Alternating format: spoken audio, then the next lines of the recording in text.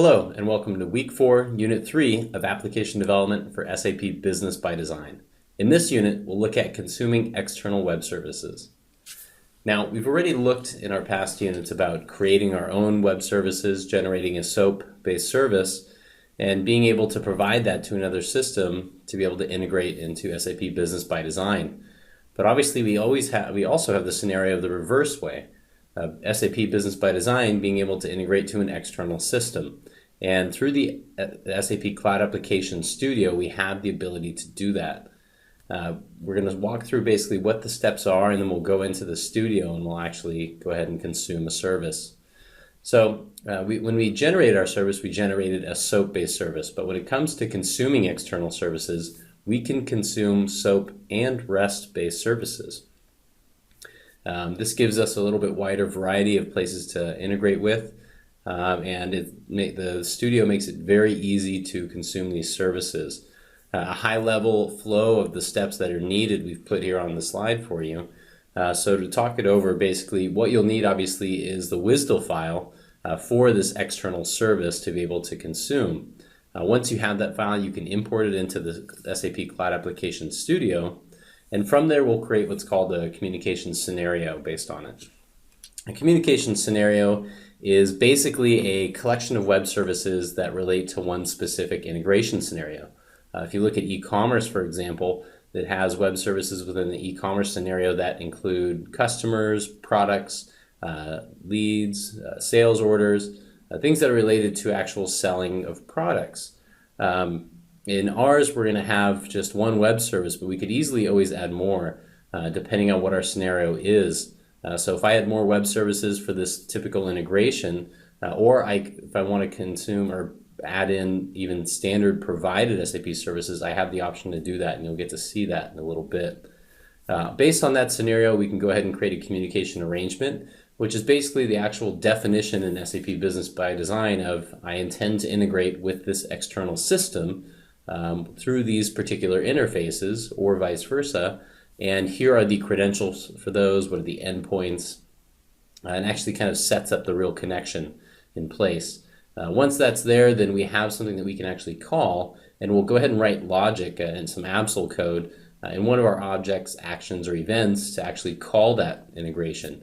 Then we can actually populate the request header and get the info from the response and process that data and perform whatever we need to do with that response. So that's the kind of high level of the steps. Let's go ahead and go into the studio and take a look at it. So I'm logged into the SAP Cloud Application Studio with my development user. And I'm going to go ahead and actually use my existing bonus plan web service that I generated previously as a consuming service. It makes it very easy for me to be able to try consuming an external service and test it out, and if I have issues, be able to see what the issues might be since it's all within one system. You could easily use any other service if you have one, if you'd like to test with, but for now we're going to use just this. I'm going to go ahead and create a new item here, and I'm going to create an external service integration. If I go to the service integration, I can see external web service integration. I'm going to give it a name. I'm going to say ext bonus, ext bonus plan 1 web service.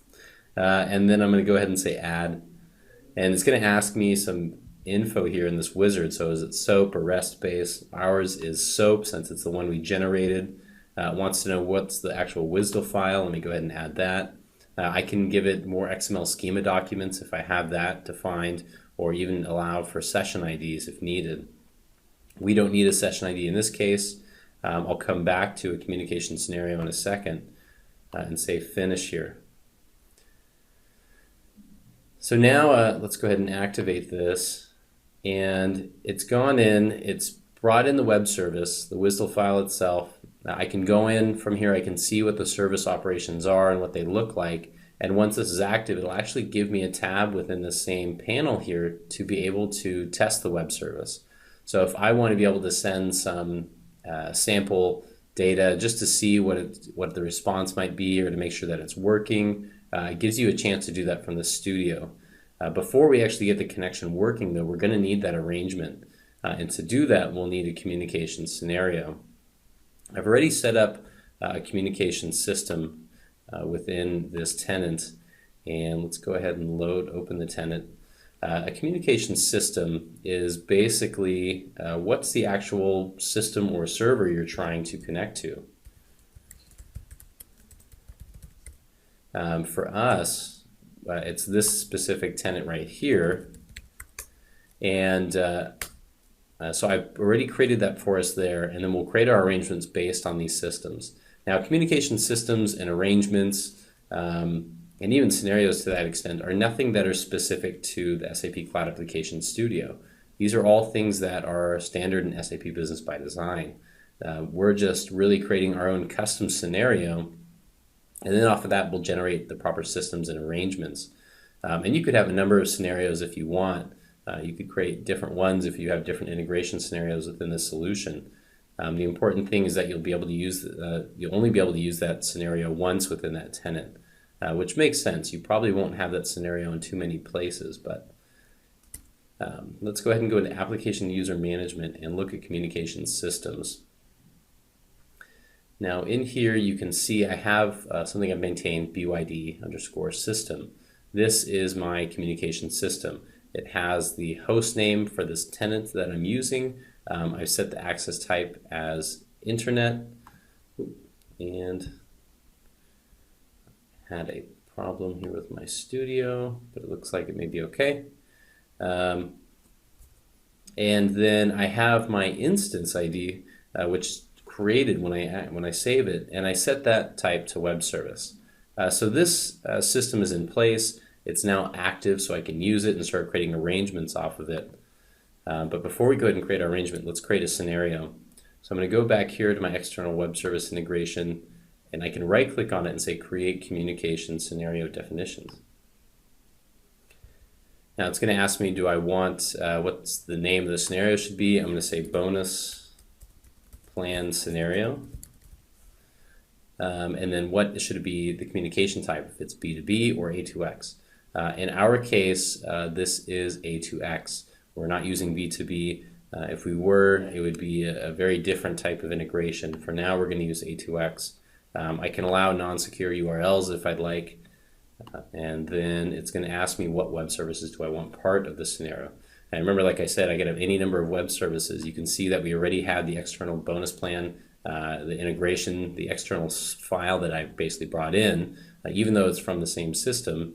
But you can see here in the inbound services, there's the actual name of the service that we generated. So you can actually add in also even here standard services. These are all the delivered A2X services that are available. So I can have as many services in the scenario as I want. And the benefit of that is if I have an integration between one system, I can have one place to go ahead and maintain the authorization data for all of these services, no matter if it's inbound or outbound services in SAP Business by Design. Let's go ahead and say next and finish this up. So we have our service here. That works out great for us. Let's go ahead and activate it, and then we'll be able to create our communication arrangement. Now, as that activates, let's go ahead and go back to Application User Management, the front end, and go to Communication Arrangements. And we'll check and see if that's done. Still activating, that's okay.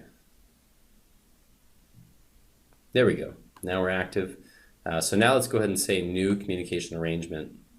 And I should see my bonus plan scenario show up, and I do. It's the second one that's there. So I'm going to go ahead and select that, and then it's going to ask me for a system, which in this case is the BYD system I created, which we saw earlier.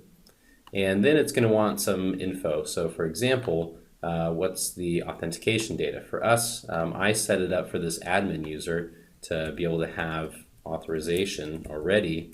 If I can spell it correctly, administration, yes. And then I'll give it a password. And then what are the advanced settings needed here? It's going to need to know what's the actual endpoint. So it knows what the service is, it knows what the port is, and that's actually the right port for us. I'm going to go ahead and get the endpoint from the WSDL file here. Let's go ahead and here.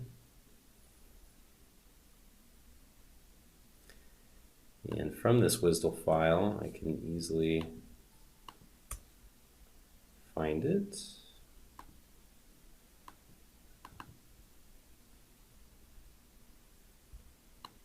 Let's go ahead and copy this part.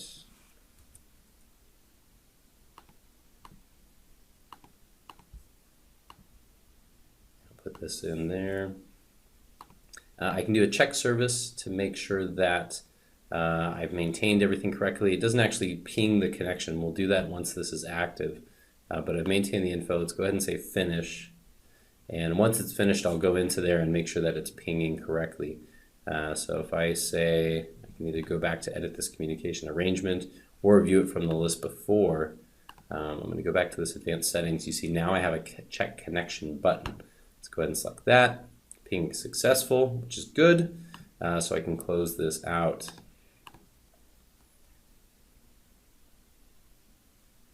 Now that I have that, I can basically add the code that I need to be able to call my web service. So let's go ahead and add a new action to our object. Create via web service. And we'll save and activate that. And while that's activated, okay, so now that we have our new action, let's go ahead and create the script file for it. And we'll say okay. It already has it selected. Since it's an action, it'll automatically always select that. And let's put in our code here. Here we go. So now here's our code for the service itself. You can see that we're using some new syntax here. So I'm creating a variable request, but I'm giving it the type of this library : and then it expects a name, which is actually the name of my external web service integration, the first step we created, bonus plan WS. So this is going to say what's the actual web service, what's the operations, and then the actual request part of that operation. You see if I hit control space, I can see the other operations for this web service. We already want create and request.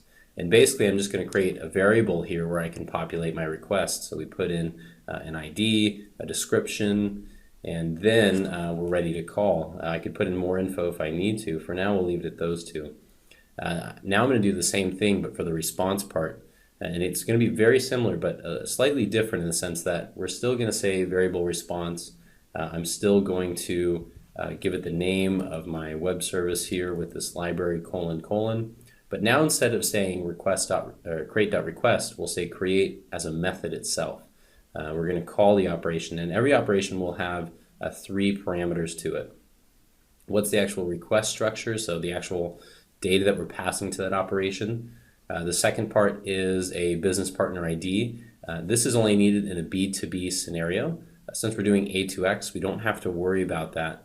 So I'm going to leave it as a blank quote there, but I have to at least give it a blank quote. And then the last part is what's the name of my communication scenario I created. Ours was bonus plan scenario, so what we have there is okay. Then we can go ahead and perform a few other details here. Now I'm going to go ahead and comment some of these lines out. Once we have our response, we can start processing data with it. But before that, I'm going to go ahead and do a check on if there was any issues that happened, if the web service didn't go through for some reason. And so it gives us this part of the response called communication fault. And for any number of messages that came through with a problem response, this communication fault will be populated, and we can go through and see what that info is. And so I'm just doing a quick check to see if there are any items in here, and if there are any communication faults, I could raise a message appropriately, and then I'm just going to kick out of the action. I won't even continue on. If that process is okay, then I'll go through and I can perform whatever I need to with this exact data. Now for us, I'm going to go ahead and leave it at this and save and activate that. And then let's go ahead and add a button to our UI to be able to call this. So let's add our quick let's go to the, we'll go to the quick activity. Now, right now I have this ID hard-coded. I would probably want to put in something that actually allows it to be dynamic to some extent, or I might actually have some other info that's populating it, but for our test purpose, it's going to work just fine. Now, when I open this floor plan, it asks me to say do an update metadata. That means that every floor plan we have actually has a snapshot of the business object tied to it. And when it loads, it checks to see if that snapshot is different than what's existing in the system. If it is, it tells you that, hey, I need to be updated to know what the new changes are. And so I have a button up here at the top called Update Metadata, which I can press that will allow it to do that refresh. And basically, it's because we added that new action to our business object. So it knows that it's different. Sometimes if you're making a lot of changes to your business object and you haven't refreshed your UI, make sure you go in and update this metadata, because that could cause some bugs or problems for you later on. So let's go to the properties of this toolbar. We're just going to add a new button real quick, an application specific button, which we will call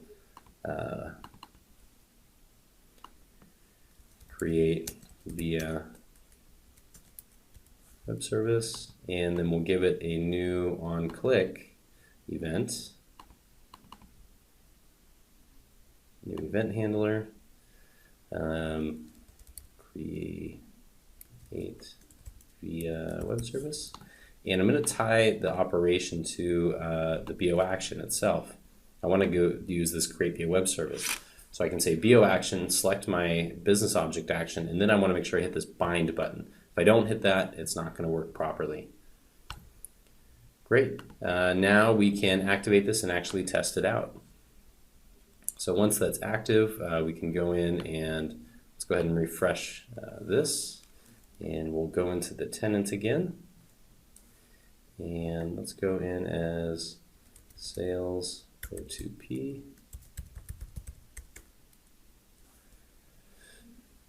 So now as we go and click that button, it should actually call a web service to create the bonus plan. So if I go to bonus plan here, let's just go into the edit of this one, or I could even say new, it doesn't really matter. I'm just going to get in because I would just want to press this button itself. So if I press that, hopefully it goes okay. And then this will generate our new entry. And once it's done, we could actually see that created. So basically, we are able to take some kind of external SOAP or REST web service and be able to consume it using the SAP Cloud Application Studio. And in our scenario, we took our existing SOAP web service. It's a perfect service to be able to easily test this type of functionality out. And through that, we went ahead and created a communication scenario for it. That way we could generate the appropriate communication arrangement off of it. And then we used some Absol code and an action to be able to call that web service. And anytime I create either consuming an external web service, or maybe even if I create my own web services, I may want to create a scenario for it. That way I can properly generate that communication arrangement and give some good technical user ID to another system for the integration, right? And that gives us the benefit of a user that an external system can have access to that specific web service and functionality, and not the other functionality or UIs within my application. So that was consuming an external web service. That's the end of this unit, and in the next unit we'll look at file inputs. Thank you very much.